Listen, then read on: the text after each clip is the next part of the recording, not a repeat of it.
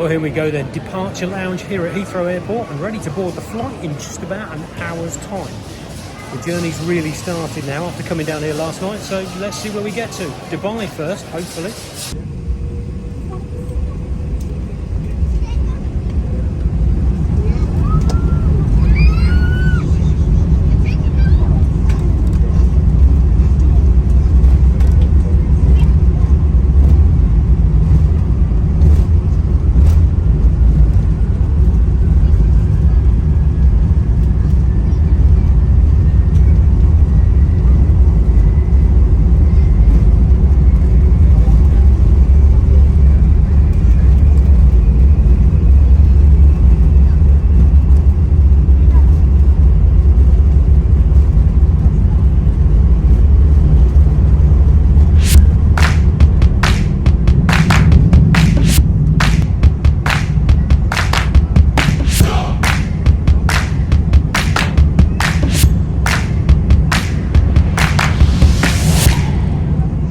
Now I thought I'd show you this. This was my first time with Emirates on an A380. I have been on A380s before, but this, as I said, was my first time with Emirates. They've got three cameras, one where you look over from the tail across the top, this one where you've just seen he just did a controlled crash, and you've got one that looks from down below. But I wanted to show you that because he didn't really land it very nicely in Dubai at all. Good morning, good afternoon, good evening and a good welcome. Yes, welcome to Sydney. We are here in Australia. It is the 1st of April in the year of 2022 and you join me for the start of this series of motorcycling across the middle of Australia. We're going all the way from the east to the west, as you may have previously seen in some of the other videos, and I'm really looking forward to it. So tomorrow I'm going to hop a train after I've done my sights in Sydney and bought myself a little deodorant and maybe a razor.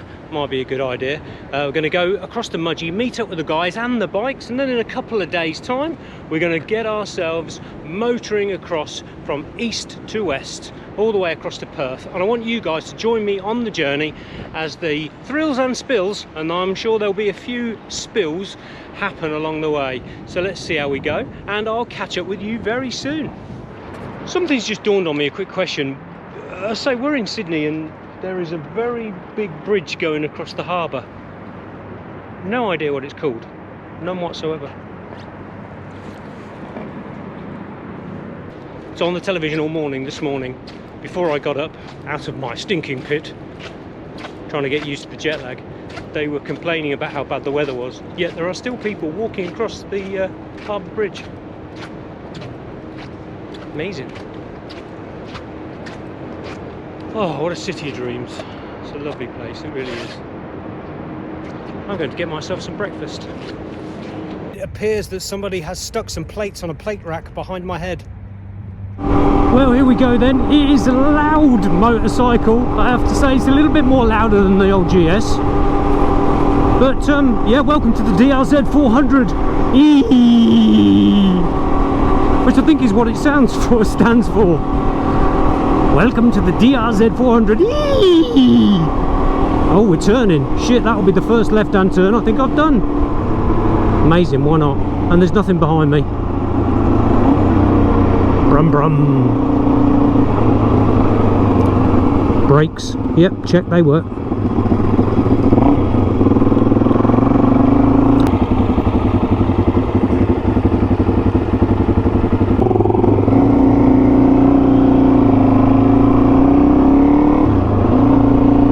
So I've not got the right boots on, I haven't got the right trousers on, and these shoes are just not made for motorcycling, but it's just a little test just to make sure everything's alright. So yeah, welcome to Australia. This is my first dirt road. It's not really dirt, but you know what I mean. Change gear, Wayne, there's a good boy. So we're on brand spanking new tyres on both the front and the rear. And I think we've done probably about half a K so far, so just sort of taking it easy a little bit. I think they should be okay. I've scrubbed in a few new tyres in my time, so I know to behave myself. But I have to say, it does feel a lot lighter than riding the GS. And so it should do.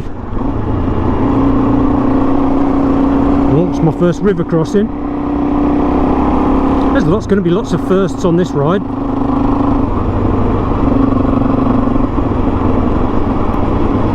Dust everywhere.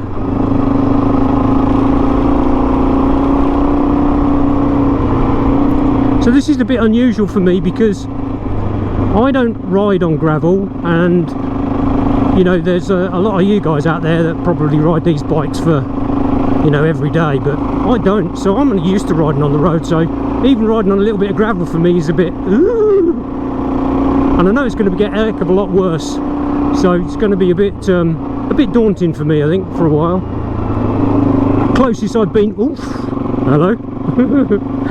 Closest I've been to being off-road at any one period of time is an off-road course with BMW. I think it does take a while to get yourself dialed into this sort of thing. I'll either have a few broken bones at the end, or I'll be an absolute export. Yeah, I'm definitely an export. I'll be an expert. So, oh, slow down a bit. I'd probably feel a little bit more comfortable if I had a few more clothes on. Oh, what is that? What is that down there? I'll have to ask. Oh, it feels good to be in the saddle though. Yeah, it really does feel good to be in the saddle.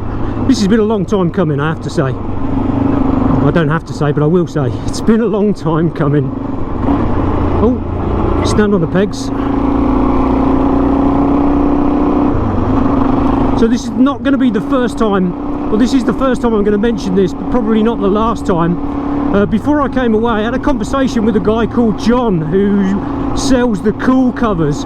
You might have seen him at some of the motorcycle shows selling these cool covers, and basically I'll show you what they look like later, but I have them for my GS, and I thought it would be a good idea to have them for this trip, and he said that's pretty much what they're made for, especially in a warm sort of climate. They just give you the ability to put air, you know, between your bum and the seat. Ooh, that felt unusual. And give you a little bit more comfort, and yeah, they do feel good. They feel good, even though I've not got the right gear on.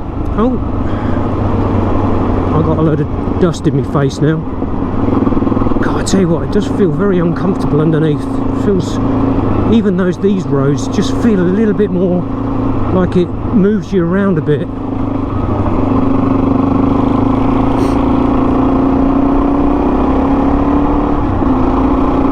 I mean, I'll get used to it. The DRZ, it's not a bike I've really ridden, but it definitely feels very, very capable, he says now. Very capable. I think my watch has just told me that I need to switch on the exercise. It's probably detected my heart rate. Oh shit.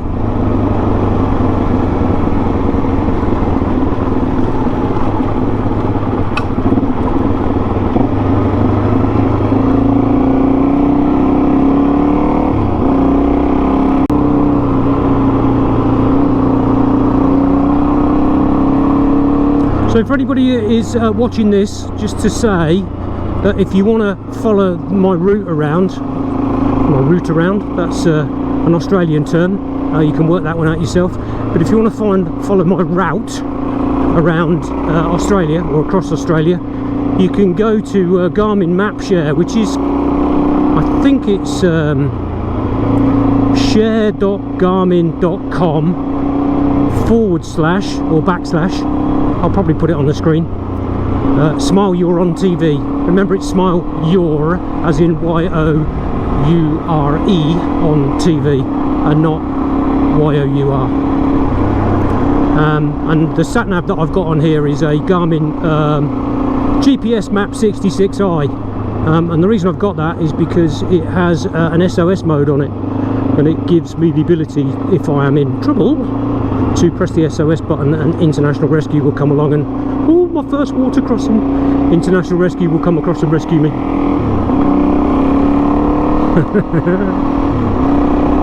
Oh, I just killed a butterfly. Just in case you're wondering, that is Mike up ahead. I've known Mike since 2010, and we've done all sorts of motorcycle trips. We've done one across Australia, but maybe in bitumen. We've done the Baltics with BMW. We've done the Picos Mountains with BMW, and we've done mountains all the way with BMW. Oh shit, that didn't feel good. Sorry about swearing. Oh, I'm not going to beat that out, not now, but...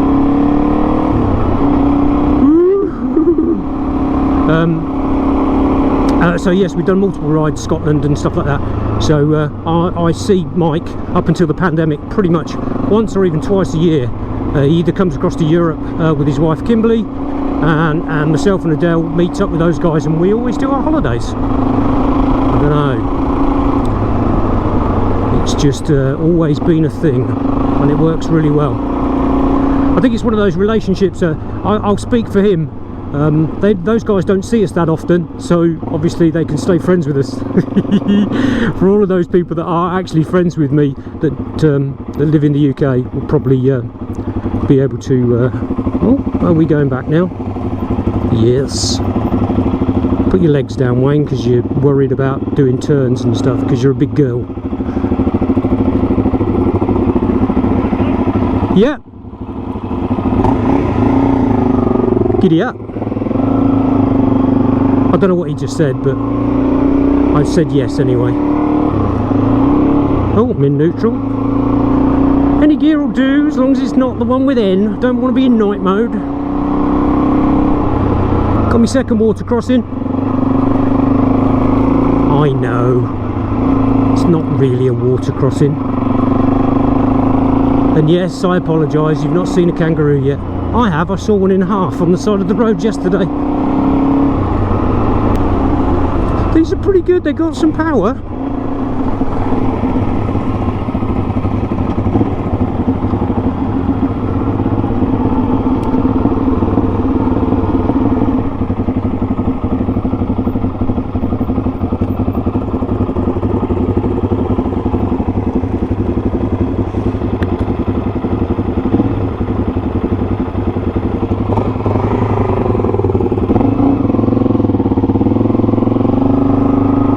And here we are in the vineyard. As you might be able to see, lots of vines, still with grapes on. Apparently these grapes couldn't be harvested this year because they just didn't get ripe because of the very bad weather in the Australian climate. They basically didn't ripen on time, so they've just been left to dry up on the vines. There's Kimberly on the tractor. She's coming down to cut the grass.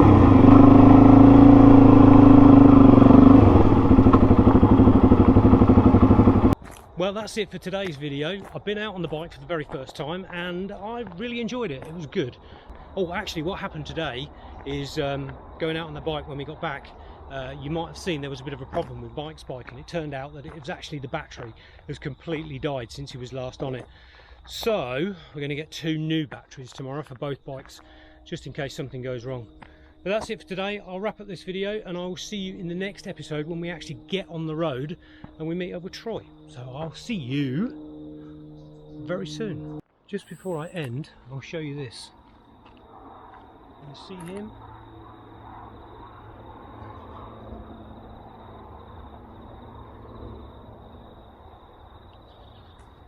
That is, I have no idea what that is, and nor do I want to meet it. But it does not look very friendly. And it can stay exactly where it is. Thank you very much. Bye bye.